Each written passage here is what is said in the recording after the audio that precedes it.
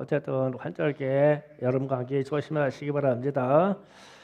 지난주에는 말씀을 통해서 이스라엘이 하나님께 돌아오고 예수를 믿게 될 것이다. 그들의 첫 열매가 14만 4천 명이니까 이후에 믿음의 사람들이 많을 것이다 라고 말씀을 증거했습니다.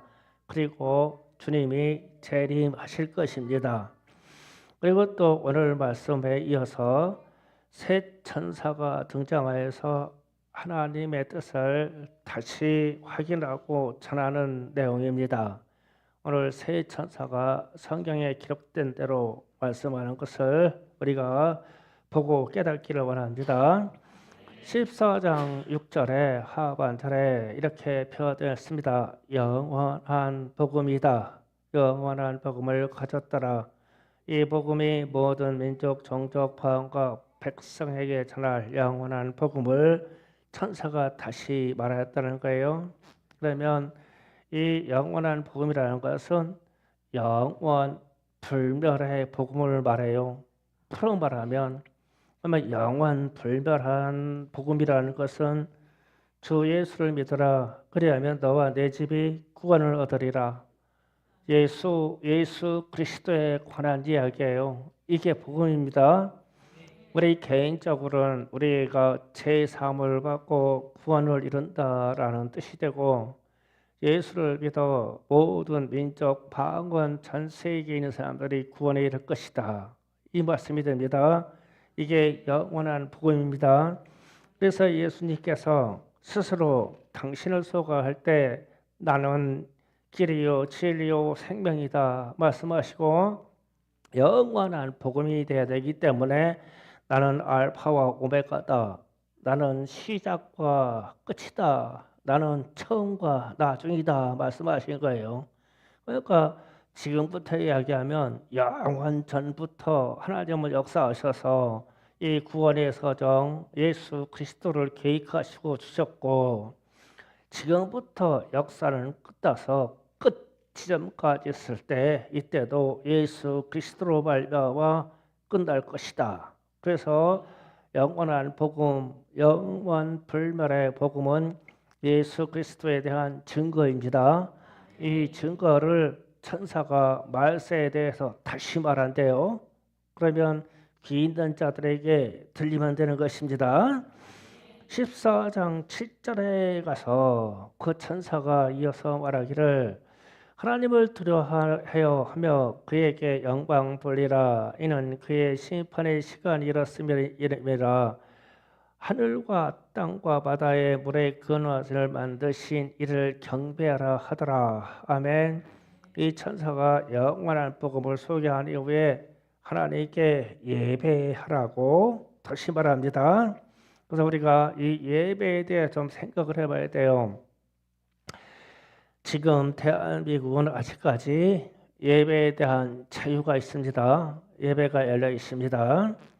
그러나 전 세계는 이상하게 2008년 이후에 예배에 대해서 종교법이 강화되고 있습니다. 예배의 종교 행위에 대해서 자꾸 제한하는 법이 지금 전 세계에서 통과되고 있어요. 우리에게는 지금 교회 폐지 법안이 국회에 상정돼 있어서 언제 어떻게 통과될지 모릅니다.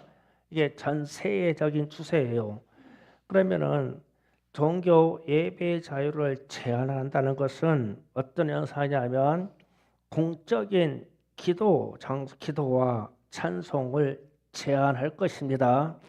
실제로 이 법이 통과한 유럽에서 기도하는 것을 신고했어요. 그러면 자, 이거 좀 생각해 봐야 돼요. 이슬람은 하루에 5번을 기도합니다. 그런데 어느 누구도 신고하지 않습니다. 불교에서 그들의 경배 행위인 어떤 불법을 강요하고 하는 것을 합니다.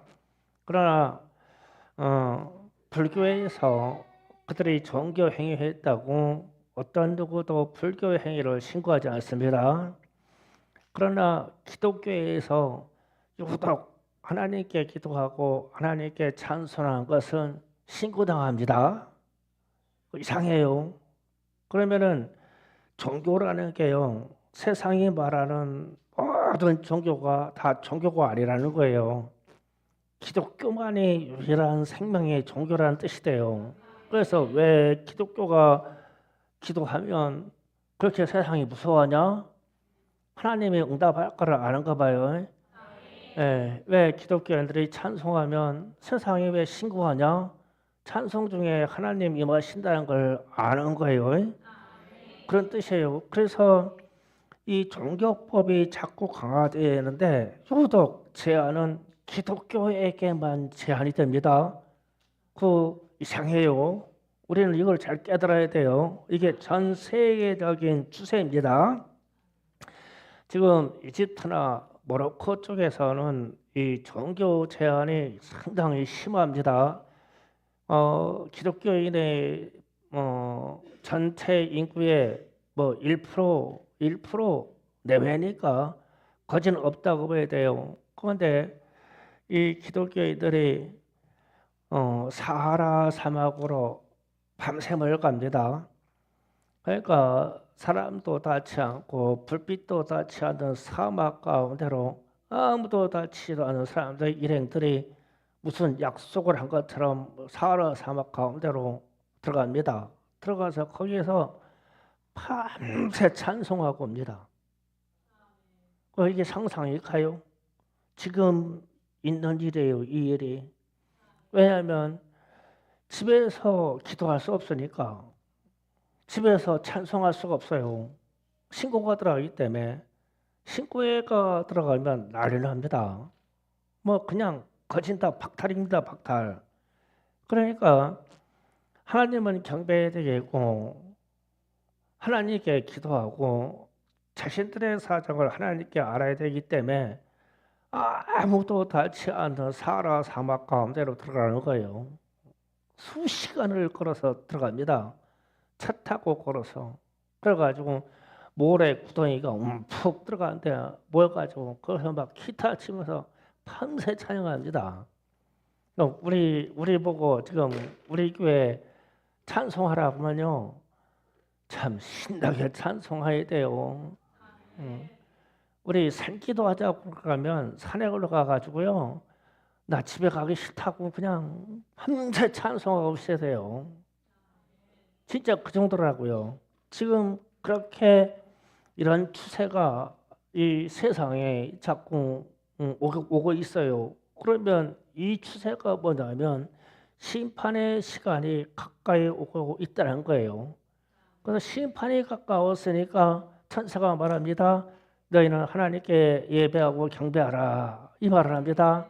심판이 가까웠다고. 그러면 우리는 심판은 저주가 아니고 회개를 촉구하는 마지막 호소예요. 심판이다 그러면은 세상 사람들은 무진 싫어해줘.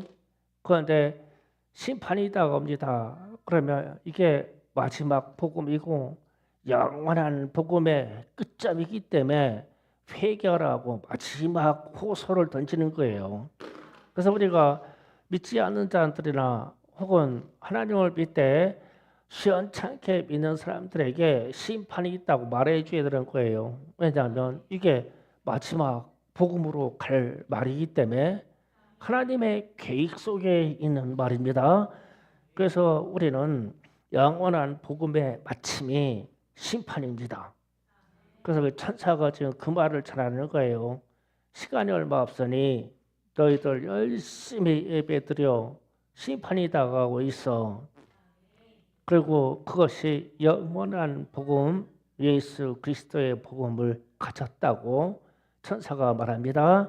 두 번째 천사가 이르러 말합니다. 8절에 이르러서 또 다른 천사가 둘째가 그 뒤를 따라서 말하되 무너졌도다 큰 성 바벨론이여 모든 나라에게 그의 음행으로 말미암아 진노의 포도주를 먹이던 자로다 하더라. 아멘.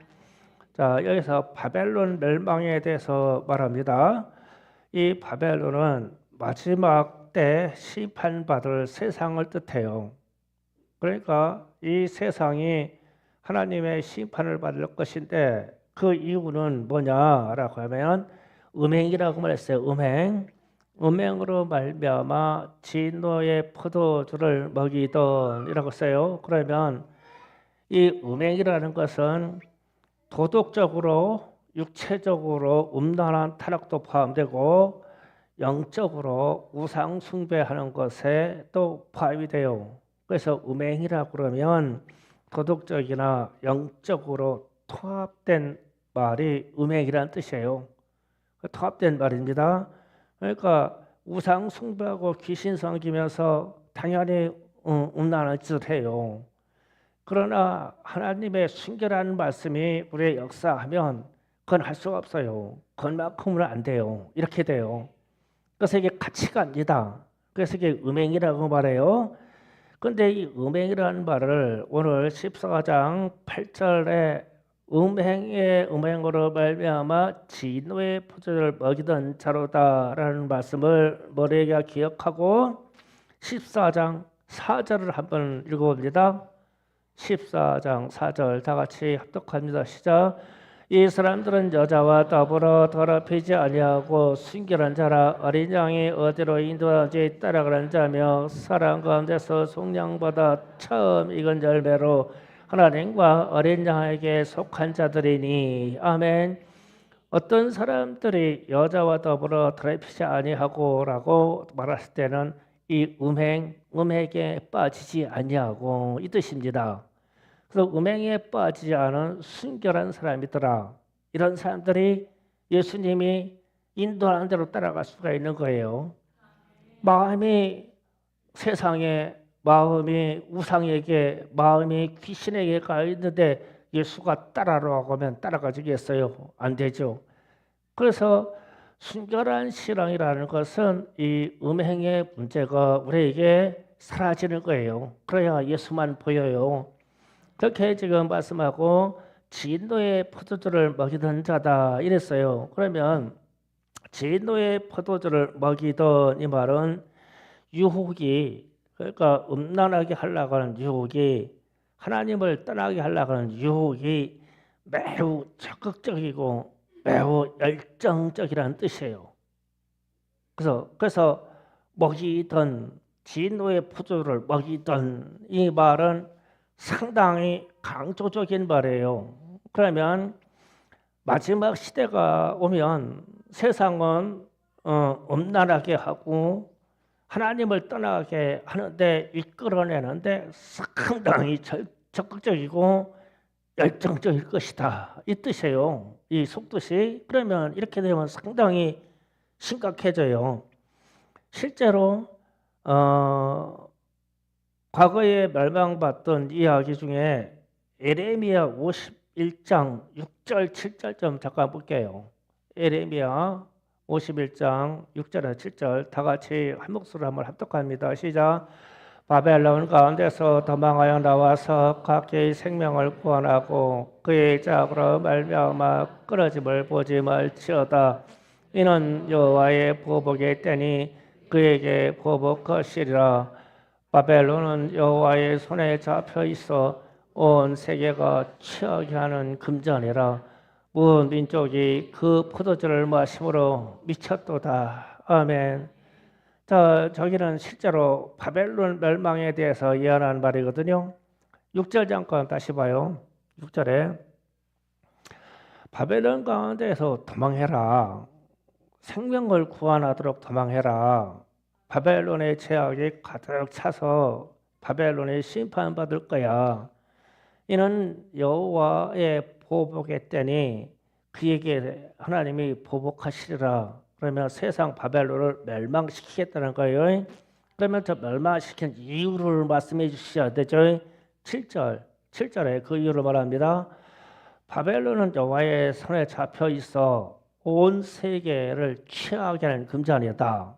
그랬어요. 그러면 계시록 14장 8절에서는 진노의 포도주를 적극적으로 먹이던 자다라고 그랬죠.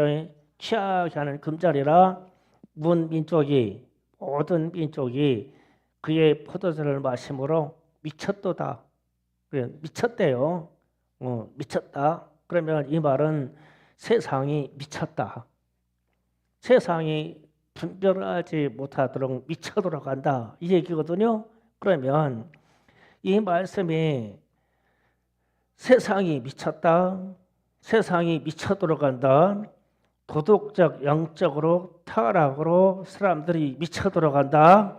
미쳤다. 그래서 오늘날 대한민국도 어떻게 미쳐 돌아가냐면 간음, 간통죄가 폐지되고 거짓 증언의 죄도 사라지고 십계명주의에서 내 이웃에 대해서 거짓 증언하지 말라 이것도 사라지고 동성애법이 통과되고 미쳐 돌아가는 거 이게 그런 거를 그걸 하지 말라고 해드렸는데 왜 법으로 해도 괜찮다 없애냐고요.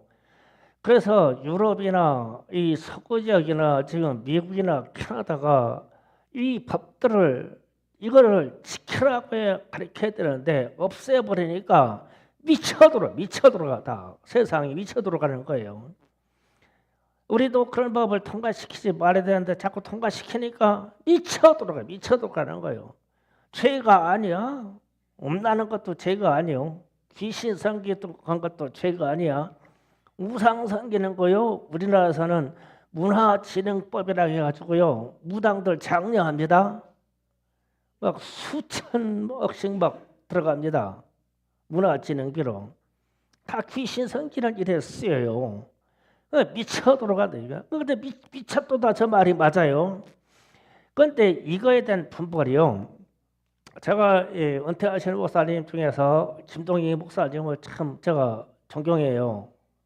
제가 유일하게 목사님 중에 형님 하는 분이에요. 그런데 이분이 지난주에 저희 교회 비전 스쿨 한다고 오셨어요. 오셔가지고 저한테 그래요. 나한테 그래요. 김 목사 그래요. 예 그러니까 한국교회 목사님들하고 성도들이 다 뭐 분별이 없어? 그러는 거예요. 그래서 예 무슨 일이 있었어요? 그러니까 이런 말씀하세요. 차별금지법 중에 동성애 부분이 있잖아. 그러잖아요. 예, 그 애가 세상에 논란이 되죠. 예, 그런데요. 그러니까 이런 말씀하세요. 잘 들어보세요. 동성애를 해야 돼요. 말해야 돼요. 그런 거예요. 이걸 몰라 목사님들이. 이걸 성도들이 몰라. 국회의원들이 이거 몰라. 그러니까 분별 없는 거지. 야, 분별 참 쉬워요. 그럼 우리는 영적인 분별하면 무언 귀신의 세계하고 막 신비한 세계를 열어서 보는 건데 이 원로 목사님이 생각하시는 분별은 참 간단해.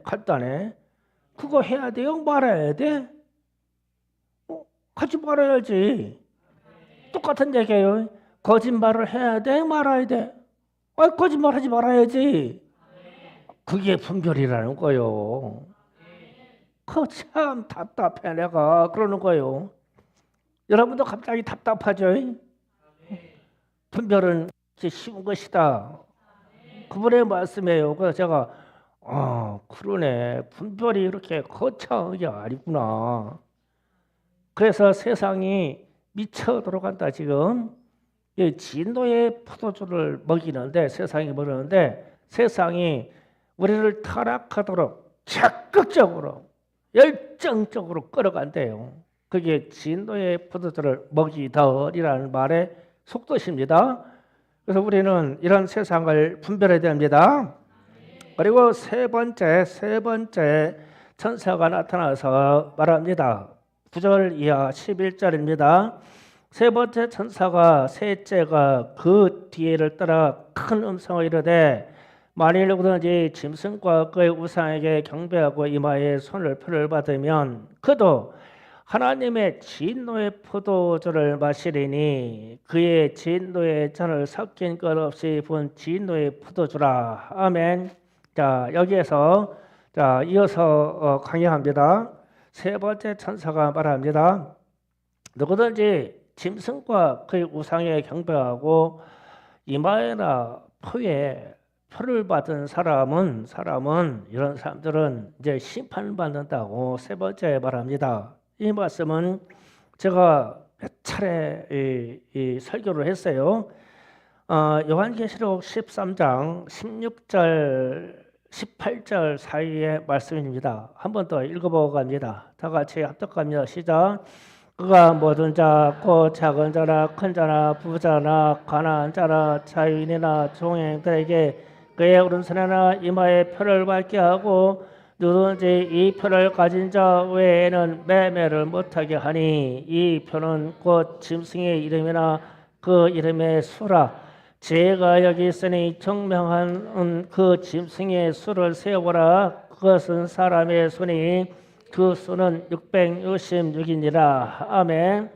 이게 마지막 세대가 다가오면 이 세상을 주도할 통합 시스템이 올 것인데 이 표를 받지 않은 사람은 매매를 못하게 한다. 이렇게 말씀하셨어요. 즉 경제 활동을 못하게 할 것이다. 이랬어요. 그러면 이것에서 벗어날 수 있는 사람이 있느냐라고 질문을 던지는 거예요.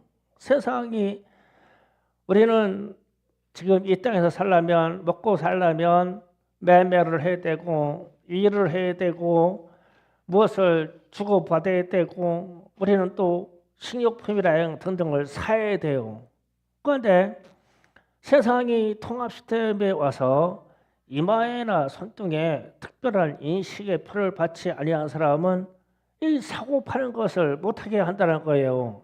그러면 이 시스템이 전 세계에 들어가면 여기에서 벗어날 사람이 있겠느냐? 못 벗어나요. 제가 보기에는 못 벗어나요. 그렇기 때문에 이게 신앙의 어마어마한 충돌입니다. 그래서 이들은 찬사가 합니다. 이 표를 받은 사람은 누구래다 하나님의 심판을 받을 거야라고 세 번째 천사가 그 심판의 내용을 상세히 기록합니다. 그게 10절, 11절 내용입니다. 자, 이 이마에 표를 받거나 손에 표를 받아서 매매하는 인식을 받은 자는 어떠한 심판을 받느냐? 첫 번째로 하나님의 진노의 포도주를 마시리니 그 진노의 잔은 섞인 것이 없는 부은 포도주라 이랬어요. 자, 28을 받는데요. 자, 이게요. 섞인 것이 없는 부은 포도주. 이 말이 뭐냐면 술을 만드는 알코올 중에서 원액 100%를 말해요. 이게요. 우리가 이 세상에서 마시는 술은 다 물이 섞여서 시럽돼 가지고 어떤 때는 7%에서 가장 센 게 15나 20%까지 하락해요. 이것만이 마실 수 있어요. 그래야 사람이 먹고 취해서 내 피에서 돌아가서 이게 죽지 않아요. 그런데 막걸리도 100% 원액을 마시면 사람이 죽어요. 즉사합니다. 이거요. 입에서는 엄청 달아요. 원액을 제가 뭐 제 과거 얘기할 것까지는 없지만 저도 술 무지하게 마시는 사람인데 진짜 이 밀주라고 죠. 밀주. 막걸리 원액을 마시려고 하는데 도전하는 사람들이요. 한 잔 먹고 사면 막 콕콕콕 떨어지고 막 미쳐버립니다. 그런데 실제로 우리가 만드는 위스키나 아니면 고량주 종류나 보드카 종류의 100%는요. 사람이 그냥 포도주 100%요. 그냥 목에 들어가는 순간 목하고 혀하고 쩍 달라붙어요. 얼마나 달고 가지. 왜 달라붙느냐?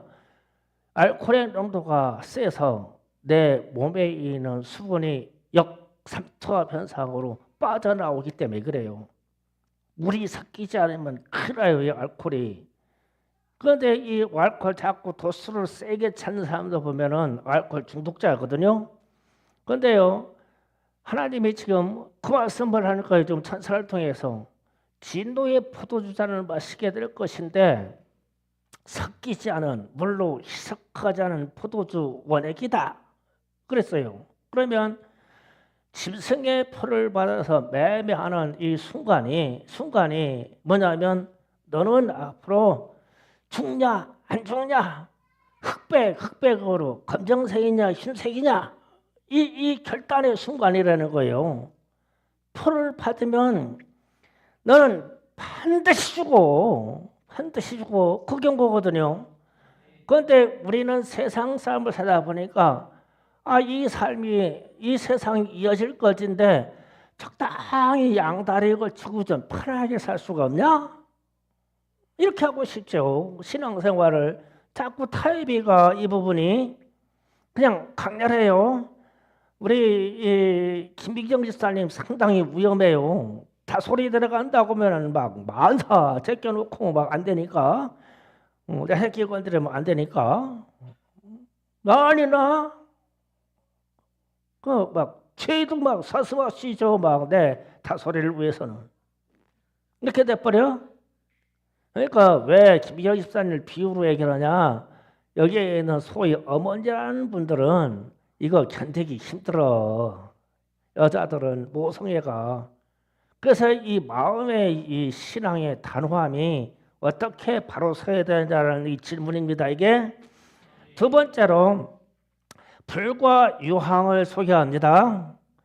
10절 하반절로 갑니다. 어린 양 앞에서 천사와 어린 양 앞에서 불과 유황으로 고난을 받으리니 이랬어요. 여기 지옥입니다. 그 표를 받아서 세상에서 편케 살려갈 경우에 너희는 지옥으로 들어가. 지옥에 들어가. 그런데 지옥에 들어가서 어떻게 형벌을 받느냐라고 하면 11절에 가서 그 고난의 연기가 새색토록 올라가리로다 그랬어요. 영원토록 고난을 받는데 이 표를 받으면 이제 심각해지죠. 그리고 네 번째로 어떤 고통이 오느냐 11절 하반절로 갑니다.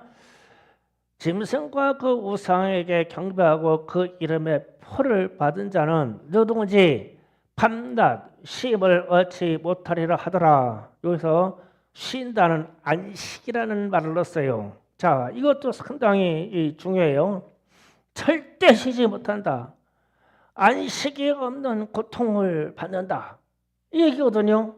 그러면 지옥에 들어간 사람들의 이야기가 성경에 아브라함이 나사로 이야기를 하죠. 어느 부자가 지옥에 들어가가지고 아버지 아브라함이요, 나사로를 통해서 물 좀 손가락으로 물을 찍어서 내 혀에다 대가지고 물을 손가락으로 찍어서 내 혀에다 대서 서늘하게 해주세요 그랬거든.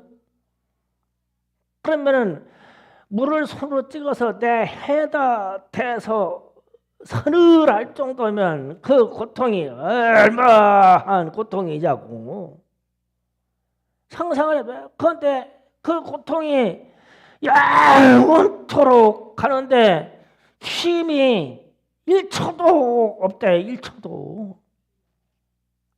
영원토록.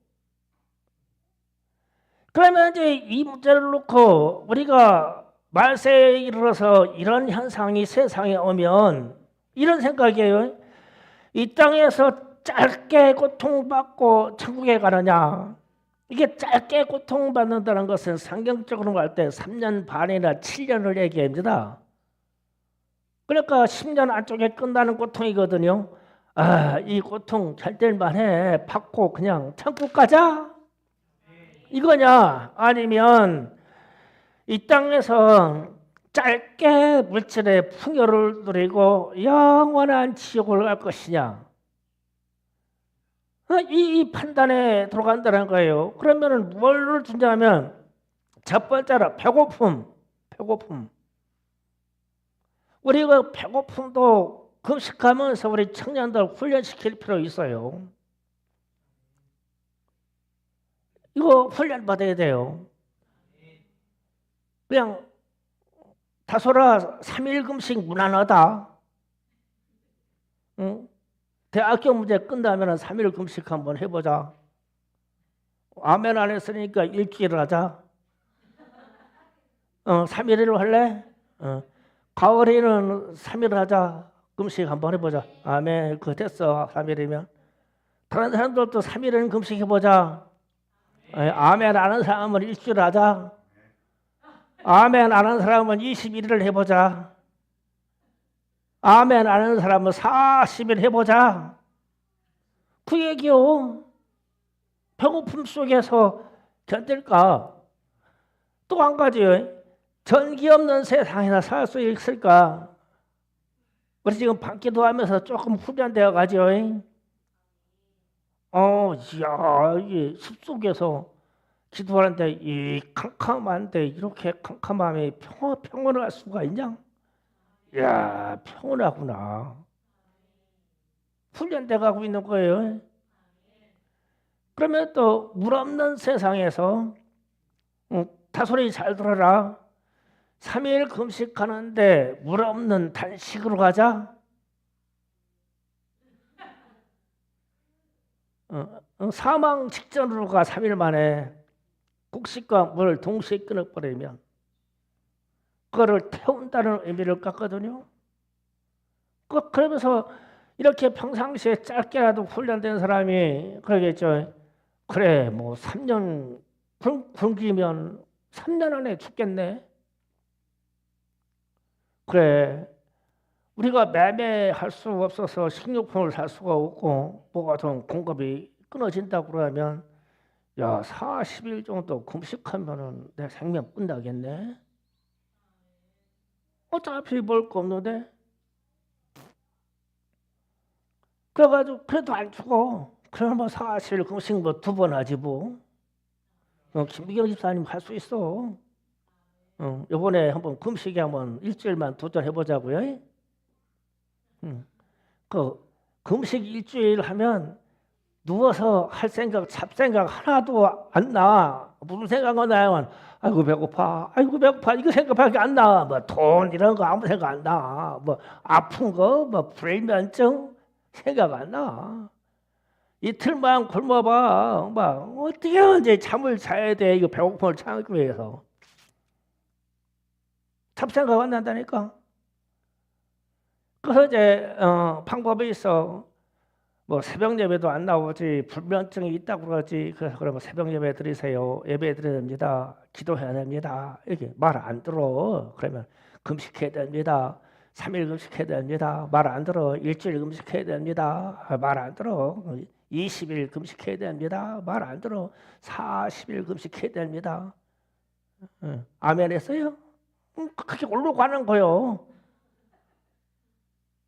그게 우리의 신앙의 결단이라는 거죠. 마지막 때 이 세 번째 천사가 이 전하는 부분이요. 우리가 배고픔 없이, 배고픔, 전기 없이, 물 없이 모든 공급이 끊겼으니까 그래도 살겠느냐? 예, 주님, 제가 짧게 살고 천국으로 가죠. 그참에 그냥 짧게 살면서 제가 그동안 못한 기도 다 하고 그동안 못한 회개 다 하고 주님께로 갈게요. 주님, 이 치사한 세상 뭐로 살까요? 근데 이제 옆에서 이제 다소리가 엄마 배고파. 그러면 막 표받으러 뛰어가. 여기 있어요. 여기다 찍어주세요. 가 표받으러. 뭐 새끼가 배고파 죽는다. 네, 찾건자고. 다소라 같이 죽자. 우리 천국에서 만나자. 네가 먼저 죽을지 내가 먼저 죽을지 모르겠다. 그런데 나이로 봐서는 내가 먼저 죽을 것 같아. 너는 젊지 않냐? 그럴 수 있겠냐고. 그래서 이 결단을 끊어서 천사가 말하기를 그들은 영원토록 그 불과 유황구덩이에서 쉼 없이 고통을 받을 것이다. 이랬어요. 성경에 이게 기록되어 있으니까 요거를 뺄 수는 없어요. 그래서 제가 빼지 않고 제가 설교를 하는 거예요. 그러면서 결론적으로 12절에 가서 성도의 인대가 여기 있나니 그들은 하나님의 계명과 예수에 대한 믿음을 지키는 자니라. 아멘. 그래서 하나님의 계명 때문에, 하나님의 말씀 때문에, 예수 때문에 타협을 할 수 없다. 죽을지언정 그 성도의 인내가 여기 있나니 이겼어요. 그러면 이 부분에 대해서는 역사적으로 좀 얘기할게요. 중국에서 공산주의 혁명, 그들은 공산주의 혁명이라고 안 씁니다. 문화혁명으로 합니다. 문화혁명이 일어났을 때 그때도 그 땅에서 일어난 일이 이런 일이에요. 기독교인들에게 모든 것을 제한해서 다 가택 연금시키고 교회를 다 무릎 폐쇄해버렸죠. 그러면 가까이 북한이 공산주의 혁명이 일어나서 북한이 공산주의 국가가 된 이후로 다른 종교회보다도 기독교회에 대해서는 말살시킬 정도로 그렇게 이 정책을 폈죠. 그게 뭐예요? 먹을 것, 입을 것 안 주는 거예요. 그러면은 캄보디아에서 킬링피드 사건에 가가지고 뭐 죽은 숫자 얘기할 건 없어요. 다 수치상 거짓말이니까 작게 얘기하려고 몇십만 죽었다고 그러는데 실제로 정말 200만 넘게 죽었고 실종자까지 하면 더 된다고 하는데 죽였어요. 진짜 마구 죽였어요. 앙정스람 쓴 사람 다 죽였어요. 수학에서 함수 풀 수 있는 사람 다 죽였어요. 여기서는 뭐 죽을 사람 별로 없어. S값은 얼마, Y값은 얼마 이거 잘 모르니까 죽을 사람 별로 없어. 다 죽였어. 왜? 소금병 받아가지고 기독교를 받아들여서 사람들이 똑똑해졌다고. 다 죽였잖아요.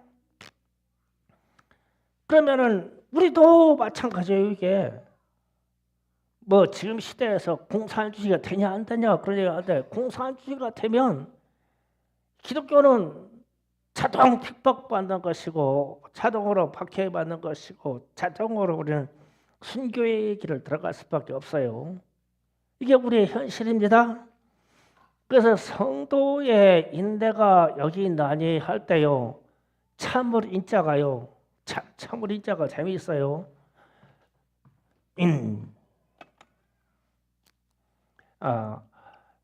로켓이란 거 이게 칼이라는 뜻입니다. 칼, 도자의 칼. 이 칼로 흠집을 딱 내요. 어디에요? 목에다 심장에다가 흠집을 내요. 그래도 마음을 지키겠느냐? 이게 참을 인자예요. 목에 칼이 들어와도 그러니까 진짜 옛날 얘기로 말하면 목을 쳤어요. 그 목이 떨어지면 죽는 거죠. 그래도 마음을 지켜. 왜 지키냐? 하나님 말씀으로 지켜. 하나님 말씀 때문에. 하나님의 말씀이 아니라고 하니까 지켜야 돼. 예수로 말미암아 영원한 복음이 우리에게 선언됐어. 예수의 이름만 붙잡고 있으면 영원한 생명의 그 복음의 세계, 천국의 세계를 열어준다는 이 영원한 복음을 주었어. 그렇기 때문에 예수만큼 포기할 수가 없어. 그래서 심장을 칼로 찔러. 그래도 난 내 마음을 지켜. 이게 성도의 인내라는 거예요. 인자, 참을 인자라는 말이에요. 우리에게 이와 같은 믿음의 결단이 있기를 바랍니다. 실제로 지금 아랍이나 중동에서 이슬람교에서는 예수 믿는다는 것은 순교를 각오하는 것입니다. 지금 세상에서도 그래요. 그러면 제가 영상 사진 준비됐죠? 예. 시리아 내전의 난민의 영상을 한번 볼게요. 우리 로마 바티칸 가봤던 사람 저 기억나요? 예. 바티칸에서 봤던 사진이요. 저 위쪽을 확대해 봐요.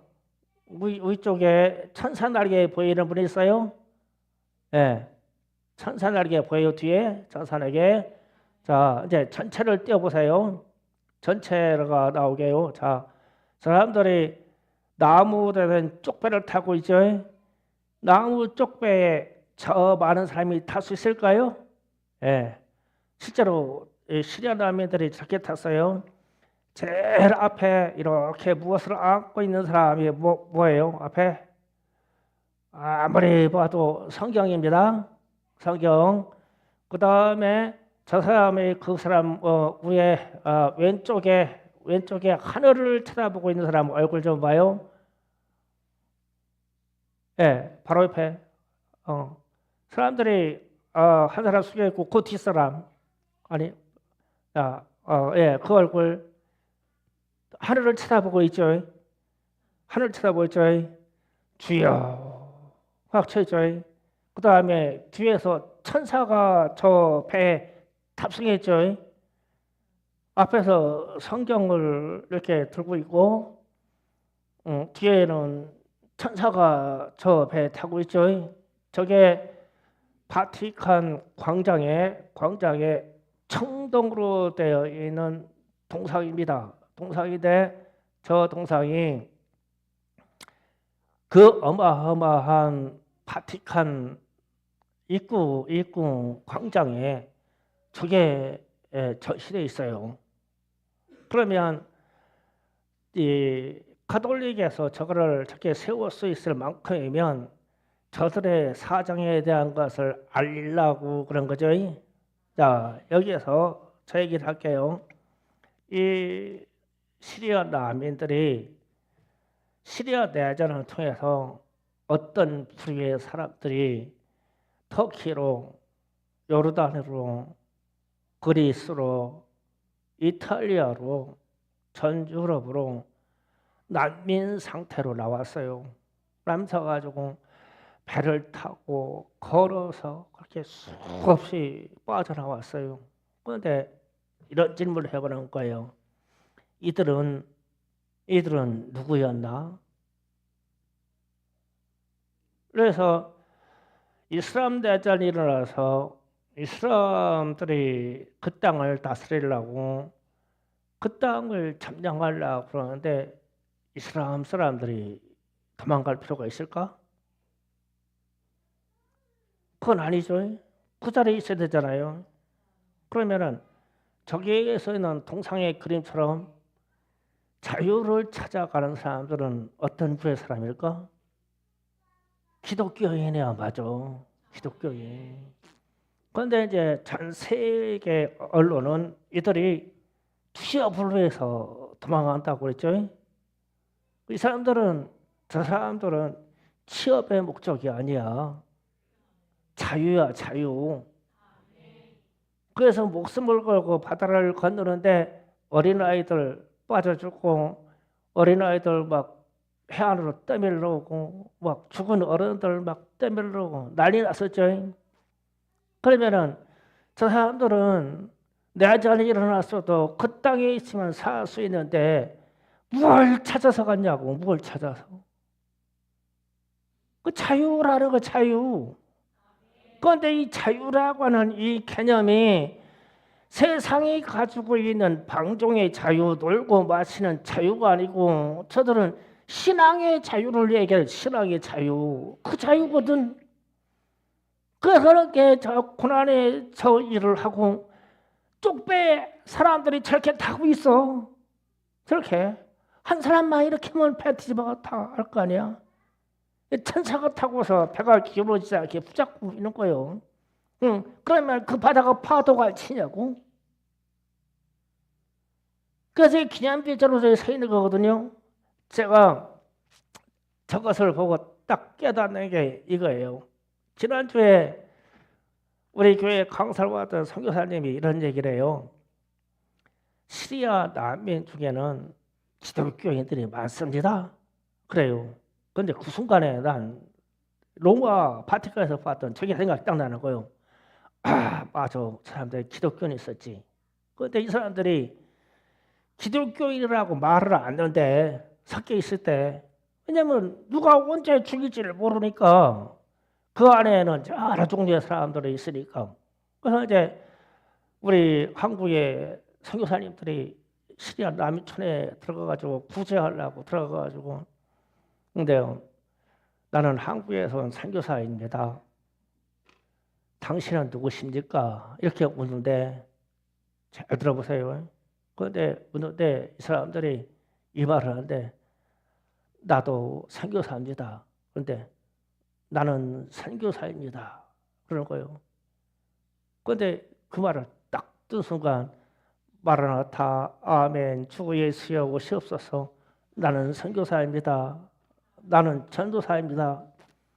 우리가 이 세우는 표지가 내 막 가슴을 막 휘구질하는 거예요. 마지막 때는 저런 일이 생겨.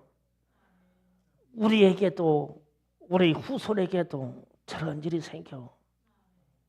그런데 우리 후손이 우리의 자손이 어쩌면 내 대때 여러분의 대때 저런 일이 생기면 우리 자녀들이 세계로 흩어지고 저 고난과 환난의 시간에 어디에 가서 어떻게 생명의 유지될지 모르는데 세상이 말한 것처럼 나 튀어보려고 배 탔어요. 나 튀어보려고 지금 도망왔어요. 이게 아니라 마음속에 숨겨놓고 있다가 나는 선교사입니다. 나는 전도자입니다라고 말할 수 있겠냐는 거예요. 마라나타 아멘 주 예수여 오시옵소서. 우리는 매번 예배 시간마다 나는 선교사입니다. 나는 전도자입니다. 라고 충성교회의 표지를 내세워서 외치지만 매매를 중지하는 이 세상이 왔을 때 저런 현상이 일어나가지고 우리 이 땅에 있는 천만 기독교인들이 다 도망가야 말하는 이런 상황이 왔을 때 저 배 타고 떠나면은 이웃나라 거대한 나라인 중국은 공산주의 국가요. 밑에 있는 일본은 우상을 섬기는 나라요. 저쪽에는 다 태평양 다 빠져 죽는데요. 그런데 우리는 어디로 가냐고 저기 타고.